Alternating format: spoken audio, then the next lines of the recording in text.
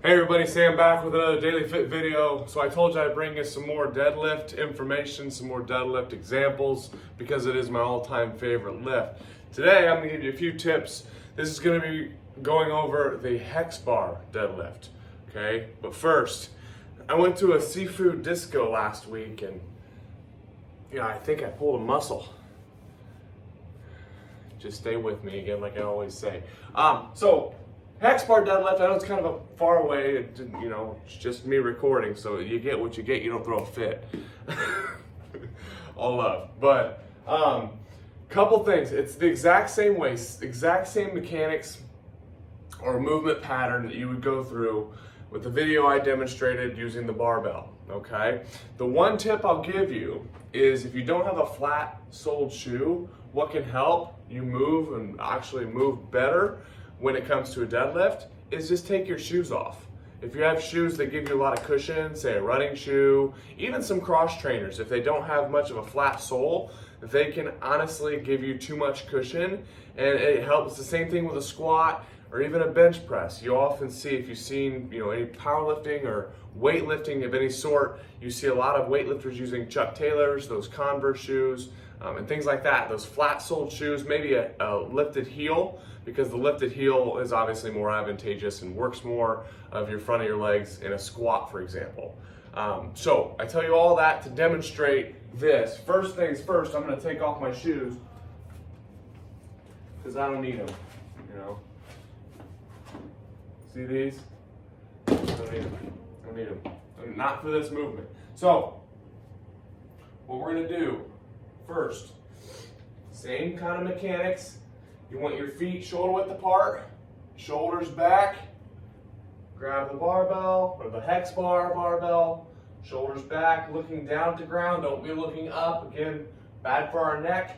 And then from here, your hamstrings are already tight, lengthened, ready to pull. Okay, that's your main primary mover. And then from here, you're just gonna stand up, barbell back down, nice and slow and easy, and back up, okay? Now, it is always very important to remember, since you're in that hinging movement, that you don't flex the back, especially the lumbar spine, the lower back. A lot of times when you're doing a hinging movement, whether it's a kettlebell swing, which I've demonstrated in other videos, or a deadlift, barbell, hex bar, whatever, it's a hinge movement, a door hinge, right? It's how your hips are gonna go back.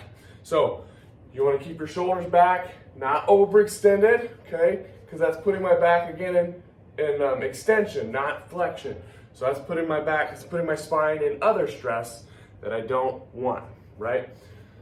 So again, I like this movement, and it's good to use with a barbell. I wouldn't use them in the same session, unless you're really, that's asking for a lot. It's asking a lot of your body and your central nervous system, just overall stress and fatigue ratio.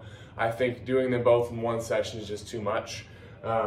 That's my personal preference. Some others might feel differently. But this is a great way to overload the muscles.